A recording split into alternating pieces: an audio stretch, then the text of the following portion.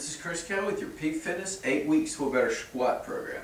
With that said, our first workout, Workout A, involves just learning the squats and then progressing this exercise. So with that said, I'm going to start out by just working this exercise. Alright, what I'm going to do in proper form of the squat, spreading my legs really wide here. I'm going to give myself a wide base of support.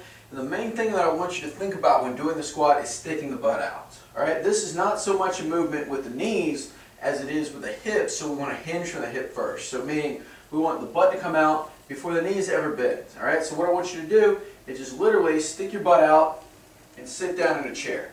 I want you to practice this a couple times. You'll notice in this position my knees are over my toes as opposed to jutted out. Alright, and again, when I push through my hip here, I've got a really wide base of support, really using this to my advantage. As we get closer in, we're using more of the front of the legs, so we really want to spread our legs wide, use the butt, sit back, and stand up. Alright, so just practice that several times. Once I've got that, what I want to do is just stick my butt out, pause, and come back to the beginning. Throughout the squat, I want to think about keeping a slight arch in my back here, sticking my butt out, chest comes forward slightly and coming back.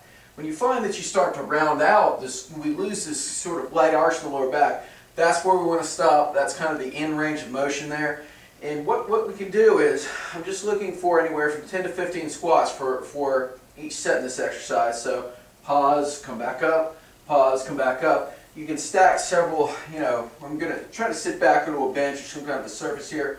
You'll notice I've got a blue pad that I'm sitting back onto here. Once I can do this with proper form with a pad, I'm just simply going to move it away and squat down in parallel here. So you can really employ the same tactic. Same rules apply, slight arch in the back, just up and down. If you find that you can't do that, if you find that even with a pad it's tough, you can simply stack several carpet squares or pillows to where you're able to do it with a good form. The other thing that I would recommend, do it next to a mirror, something where you can see your form, so you can see your back position.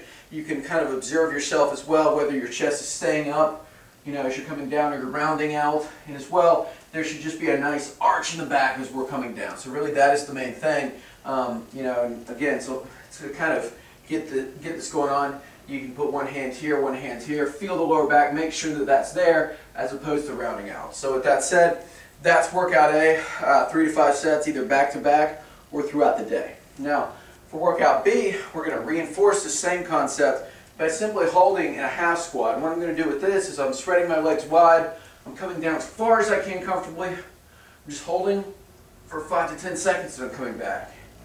Again, 3 to 5 sets, lowering to the bottom, trying to contract my butt cheeks, pressing the knees out if necessary, and coming back up. Alright, the other thing with the squat is the position of the knees. The knees should be coming either straight over the toes or out slightly over the toes. Think about not collapsing in. If you find that you're doing that, come down into this bottom position, push your knees out, hold here, and come back up. For workout B, I'm looking for 3 to 5 sets, spaced throughout the day. You can do this workout up to 6 days a week, alternate between those two things until you get down to parallel in both positions, and that is your squat program.